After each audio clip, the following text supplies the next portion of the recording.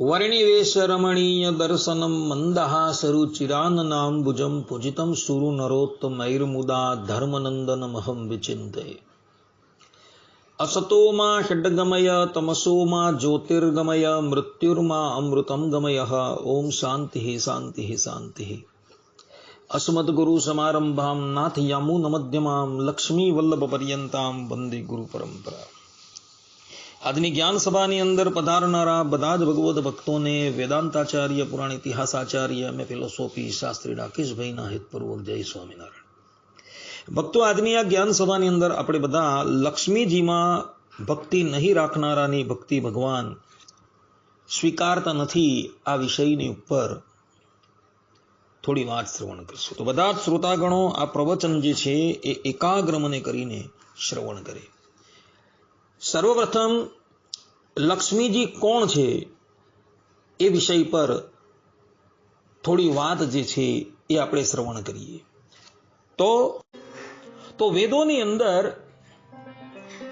લક્ષ્મીજીને ભગવાન વિષ્ણુના પત્ની કહ્યા છે। રીશ્ચ તે લક્ષ્મીશ્ચ પત્ન્યો મહાદેવ્ય ચ વિદ્મહે વિષ્ણુ પત્ન્યૈ ચ ધીમહિ તન્નો લક્ષ્મી પ્રચોદયાત। આ પ્રમાણે શ્રી સૂક્તની અંદર કહ્યું છે કે જગત જનની જે લક્ષ્મીજી જે છે એ ઇતર કોઈ નથી પરંતુ સાક્ષાત ભગવાન શ્રીમન નારાયણના અનાદિના પત્ની છે અને ભગવાન શ્રીમન નારાયણ સાથે લક્ષ્મીજીનો અનાદિનો દાંપત્ય સંબંધ છે। આ લક્ષ્મીજીને શ્રી તરીકે પણ ઓળખવામાં આવે છે। લક્ષ્મી શબ્દનો અર્થ શું થાય? તો જે લક્ષ્યને સાધી આપે એને લક્ષ્મી કહેવાય છે। પરમાત્મા રૂપી લક્ષ્યને જે સિદ્ધ કરી આપીએ તેને લક્ષ્મી કહેવામાં આવે છે એવું વિશિષ્ટાદ્વૈતીઓ કહી રહ્યા છે।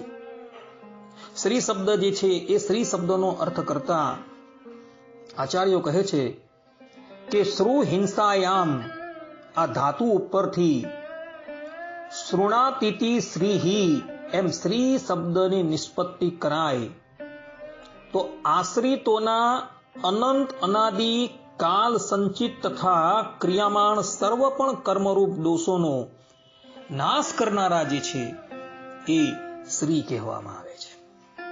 અર્થાત કે પોતાના આશ્રિતો જે છે એના અનંત જન્મના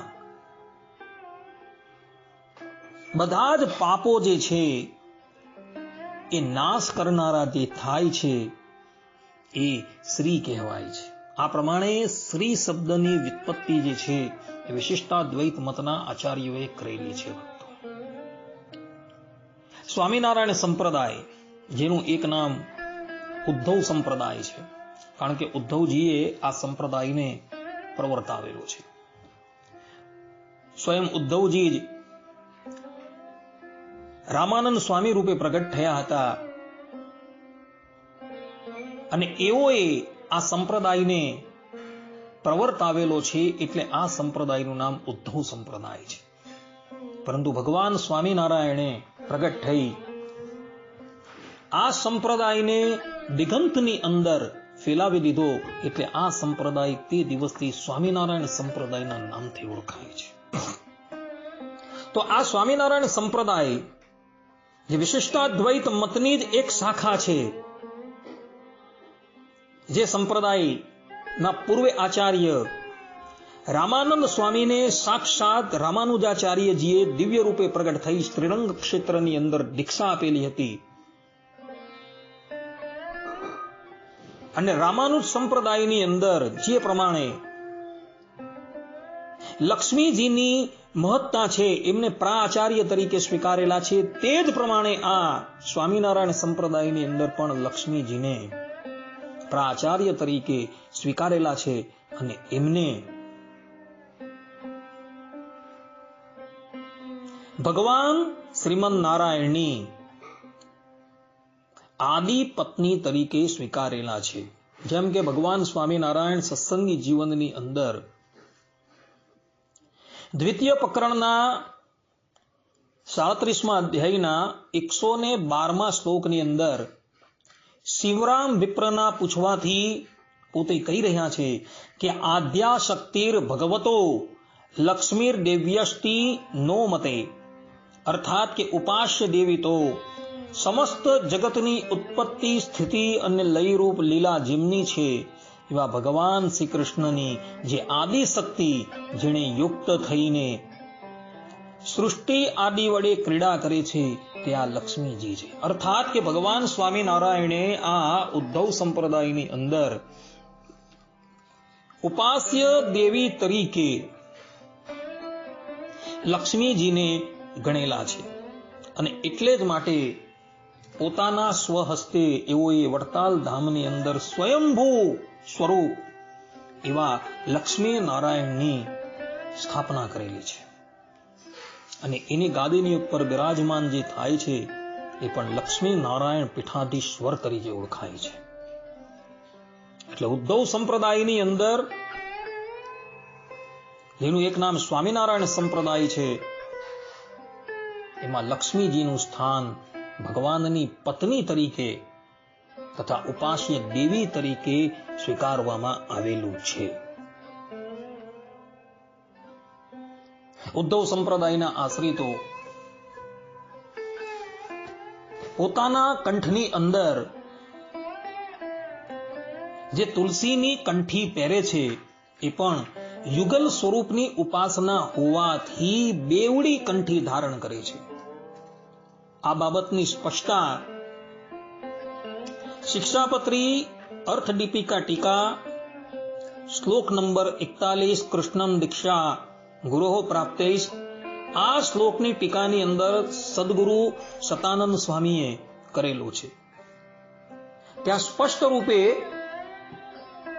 સતાનંદ સ્વામી પોતે કહે છે કે યુગલ સ્વરૂપોપાસકત્વ સૂચનાર્થમ ઇત્યવગમ્યતામ, અર્થાત કે બેવડી કંઠી શા માટે ધારણ કરવામાં આવે છે તો યુગલ સ્વરૂપની ઉપાસના હોવાથી, અર્થાત કે રાધા કૃષ્ણની લક્ષ્મીનારાયણ દેવની ઉપાસના હોવાથી કંઠની અંદર બેવડી કંઠી ધારણ કરવામાં આવે છે. એટલે ઉદ્ધવ સંપ્રદાયના આશ્રિતો જે કંઠની અંદર બેવડી કંઠી ધારણ કરે છે એનું કારણ એ જ છે કે રાધા કૃષ્ણની લક્ષ્મીનારાયણ દેવની યુગલ ઉપાસના છે. આ સંપ્રદાયની અંદર શ્રીને પરમ ગુરુ તરીકે સ્વીકારેલા છે. ઉદ્ધવ સંપ્રદાય અર્થાત કે સ્વામિનારાયણ સંપ્રદાયની ગુરુ પરંપરા જે છે જેનું વર્ણન સંપ્રદાય શુદ્ધિ નામના ગ્રંથની અંદર વિહારીલાલજી મહારાજે કરેલું છે અને ત્યાં એમણે આ સંપ્રદાયની ગુરુ પરંપરા શ્રીમદ નારાયણથી બતલાવેલી છે અને શ્રીમદ નારાયણથી પ્રારંભ થઈ ઠેઠ પોતે જે આચાર્ય તરીકે બિરાજમાન છે ત્યાં પર્યંતની એમણે આ ગુરુ પરંપરા બતલાવેલી છે. એટલે ઉદ્ધવ સંપ્રદાયમાં શ્રીનું સ્થાન જે છે એ ભગવાનની પત્ની તરીકે અને ગુરુ તરીકેનું છે. એટલે જગતજનની માતા લક્ષ્મીજી જે છે એ આ ઉદ્ધવ સંપ્રદાયના ગુરુ તરીકે બિરાજમાન છે. કારણ કે વિશિષ્ટાદ્વૈત મતનું જ્ઞાન સર્વપ્રથમ ભગવાન શ્રીમદ નારાયણે આ લક્ષ્મીજીને આપેલું હતું અને એ પરંપરા આ સંપ્રદાયની અંદર ચાલુ છે. આજે અત્યારે પણ વડતાલ દેશની અંદર અર્થાત કે લક્ષ્મીનારાયણ દેવની ગાદીની ઉપર તથા નરનારાયણ દેવની ગાદીની ઉપર જે આચાર્યો બિરાજમાન છે એ આચાર્યોની પરંપરા શ્રીમદ નારાયણથી શરૂ થાય છે. તો આવા આ ઉદ્ધવ સંપ્રદાયની અંદર લક્ષ્મીજીનું સ્થાન જે છે એ અત્યંત અનેરું છે. પરંતુ કેટલાક વ્યક્તિઓ ચાહે આ ઉદ્ધવ સંપ્રદાયના હોય કે ઉદ્ધવ સંપ્રદાયની બહાર ના હોય, એ લોકોને જાણે લક્ષ્મીજીના નામથી ચીડ હોય એવું વર્તન એ લોકો કરતા જોવા મળે છે. પરંતુ એ લોકોને એ વાતની ખબર નથી કે તમે લક્ષ્મીજીનો અનાદર કરશો ને તો ભગવાન શ્રીમન નારાયણનો તમે દ્રોહ કરી દેશો. કારણ કે ભગવાન શ્રીમન નારાયણે સ્કંદ પુરાણની અંદર બ્રહ્મખંડ સેતુ મહાત્મ્ય અધ્યાય 50 થી લઈને 85 શ્લોકની અંદર એક બહુ સુંદર વાત કહેલી. ભગવાન શ્રીમન નારાયણ પુણ્યનિધિ રાજા ને પોતાના સ્વમુખે કહે છે કે લક્ષ્મીર મમ પ્રિયા રાજૌ ત્વયા સંરક્ષિતા અધુના તેનાહં તવ તુષ્ટોસ્મિ મત સ્વરૂપા ત્રિયમ સદા અસ્યામ્યો ભક્તિમામ લોકે સદમક ભક્તો અભિધીયતે અસ્યામ્યો વિમુખો રાજન સમદ્વેષી સ્મૃતઃ સદા. અર્થાત કે હે પુણ્ય કીર્તિ રાજા, લક્ષ્મીજી તમારા ઘરે આવી અને તમે તેમની યથાર્થપણે સુરક્ષા કરી, એનાથી હું તમારા પર અત્યંત પ્રસન્ન છું. સંસારમાં જે પુરુષ મારી સ્વરૂપ ભૂતા આ મહાલક્ષ્મીમાં ભક્તિ રાખે છે તે જ મારો ભક્ત કહેવાય છે, અને જે એનાથી વિમુખ છે તે મારા દ્વેષનો પાત્ર બને છે. આ પ્રમાણે ભક્તો ભગવાન શ્રીમન નારાયણે પોતાના સ્વમુખે કહ્યું છે કે જે લક્ષ્મીજીની અંદર ભક્તિ રાખનારો છે તે જ મારો ભક્ત છે. જે લક્ષ્મીજીની અંદર ભક્તિ રાખતો નથી અને કેવલ મારી અંદર ભક્તિ રાખે છે તો એ તો મારા દ્વેષનો પાત્ર થઈ જાય છે. માટે ભક્તો, આપણે પણ હંમેશા લક્ષ્મીજીના ચરણાર વિંદરની અંદર ભક્તિ રાખવાની છે.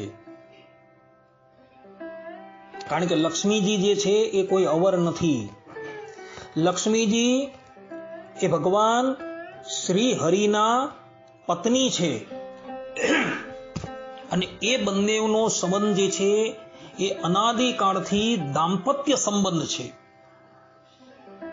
માટે જે પણ કોઈક ભક્તજન ભગવાન શ્રી હરિની અંદર ભક્તિ રાખે છે પરંતુ લક્ષ્મીજીની અંદર ભક્તિ રાખતો નથી, તો અહીં કહ્યા પ્રમાણે એ વ્યક્તિ ભગવાનના દ્વેષનો પાત્ર બની જાય છે. અને જે લોકો લક્ષ્મીજીની અંદર ભક્તિ રાખે છે તો એ જ ભક્ત જે છે એ ભગવાન શ્રી હરિનો યથાર્થ ભક્ત છે. આવું ભગવાન શ્રીમન નારાયણ પોતાના સ્વમુખે કહી રહ્યા છે. માટે ભક્તો, લક્ષ્મીજીની ઉપાસના હંમેશા કરજો, એની ઉપેક્ષા ક્યારેય પણ કરતા નહીં. કારણ કે જો તમે એની ઉપેક્ષા કરી દેશો તો હંમેશા તમે ભગવાનના દ્વેષના પાત્ર થશો. જે લોકોએ લક્ષ્મીજીનો આદર કરેલો છે એ જ લોકો ભગવાનના યથાર્થ ભક્ત છે.